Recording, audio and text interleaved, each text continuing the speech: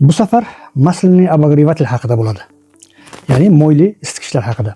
Mana ijtimoiy tarmoqda oxirgi paytda ko'rsatdi, bu portlab ketar ekan, yonib ketar ekan, odamlarga nobud qilar ekan degan narsa tarqaldi. Va hattoki men kommentarlarga ham yozishdiki, rostdan ham portlaydimi degan. Men shu narsaga oydinlik kiritish uchun bu narsani batafsilroq sizlarga tushuntirmoqchiman. Aslida narsani tushunaylik. Portlaydigan narsa bor, portlamaydigan narsa bor. Uni hamma biladi. Ya'ni siz bilasiz, benzin portlaydi, yoki bo'lmasa gaz portlaydi, lekin bu ichida mo'y, ya'ni yog' bor. Endi men sizga batafsil tushuntiraman. Bu isitgichlar ishlab chiqarilganiga kamida 100 yil, desam 150 yil bo'ldi. Buni boshida ishlab chiqarganda Yevropada topilganda ichiga suv quyishgan, suv bilan isitishgan. Mana hozir uyimizga atapina kelgan, suv bilan isitamiz-ku, xuddi shunday suv bilan isitishgan. Keyin buni ixtiro qilishdiki, zo'r ixtiro bo'ldiki, yog' quyishdi. Yog' ham qanday yog'? Sifatli o'ta toza yog' quyiladi. Endi suvni bilasiz, 100 gradusda qaynaydi, qaynab chiqadi. Demak, suv quyilsa bosimi kuchli bo'ladi va temir izni zangatadi kerak bo'lsa. Yog' esa 150, eng kamida 250 gradusgacha qaynaydi. Bu degani siz обогревателingizni isitgichingizni 90 ga qo'yib qo'yganingizda ham bu suv qaynab, ichidagi mo'y qaynamaydi degan. Qanaqa qilib portlaydi? Keyin bu zavoddan vakuum orqali chiqadi. Bu qo'l bilan narsa emas. Bu zavoddan 80-90% Xitoydan chiqadi.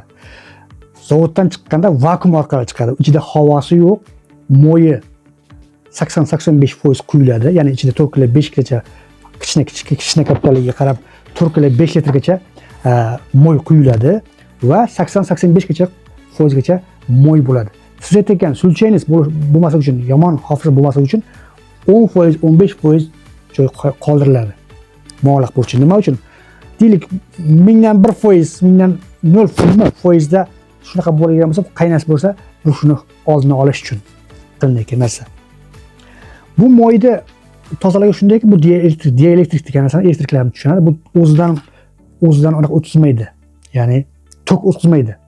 Shunaqa mo'y bu. Ya'ni bu teshilganda, qanday teshilganda o'tishga bo'lgan taqdirda havo namlik bo'lgan paytda o'tkazish mumkin, lekin ichida tok o'tkazmaydi. U shunaqa narsa qilingan. Endi yana bitta fakt aytib o'taman. Bu 6 xil xavfsizlik tizimiga ega. Eng arzonida ham, eng arzon обогревателda ham, shunda ham 3 xil xavfsizlik tizimi bor. Men sizga gapirib o'tay. Birinchisi, o'zingiz 50 gradusga, 60 gradusga qo'ygan paytingizda termostat o'chirilishi. Birinchisi. Ikkinchisi, o'zini bosimi bor.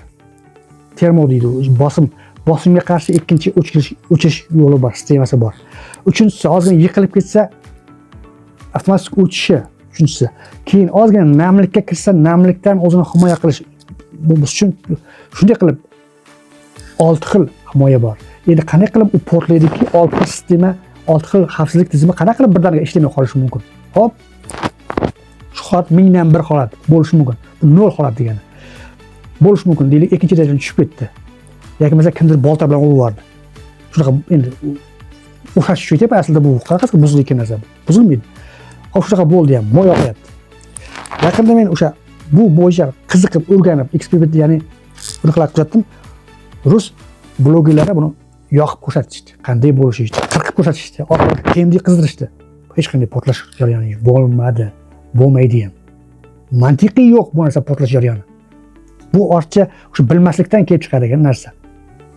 Endi buni qanday tanlash kerak, qanday ishlatish kerak? Buni olganda, mana bozorga borganda nisbiylik, ya'ni nisbatan ko'tarib ko'rasiz. Qaysi bir og'irroq? Og'irroq bo'lsa, demak og'irroqmi? Temir qalinroq, ichida mo'yi ko'proq. Bu sekin qiziydi, sekin soviydi. Temir qalinroq bo'lsa, ko'tarib ko'rasiz. Baquvvatmi yo'qmi? Og'irroq, o'ziga nisbatan, o'ziga sherlarga nisbatan baquvvatroqmi, og'irroqmi? Yaxshi brend, qimmatroq olishingiz kerak. Qimmatroq bo'lgani yaxshi, sifat yaxshi bo'ladi. Shuningdek 6 xil tizim shu qimmatroqda bo'ladi. Keyin yana bitta eng muhim tomonida isitgichlar turi ko'p, lekin bu eng xavfsiz shu hisoblanadi. Bolalar uchun ham, chaqaloqlar uchun ham eng xavfsiz shu hisoblanadi. Men bu yerda reklama qilish emas, bu o'zimdan kelib chiqib, ya'ni o'zim usta bo'lganligim uchun aytayapman. Eng xavfsiz shu. Muhimi, xonani haroratiga, namligiga ta'sir qilmaydi. Bilamiz, eng yomon narsa qishda xona harorati qurilashib ketishi. Shamollash, prostovoy deymiz, o'tgan safar chiqishlarini aytayman. Eng yomonisi xonani quruqlab qo'y. Istagan isitgichni oling, istaganini oling. Hammasi xonani qurt tashlaydi. Bu degani odamga bo'lgan ziyon degani. Bu umuman xona holatiga ta'sir qilmaydi. Namligiga ta'sir qilmaydi.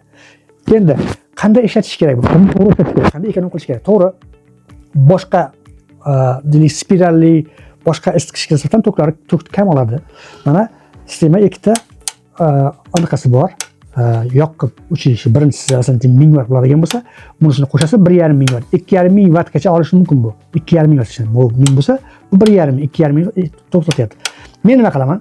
Men endi uyimda atapina qilingan, ya'ni suv orqali isitadi, lekin bu ustaxonam atapina qilinmagan. Endi yana qilaman. Qilmagan uchun buni ishlataman. Shunda ham men ishlatganimda bittasini yoqaman. Ikkitasini emas. Bu nima uchun bittasi? Bu ham xavfsizlik tomonlama, ham tok ekonom tomonlama. Nimaga?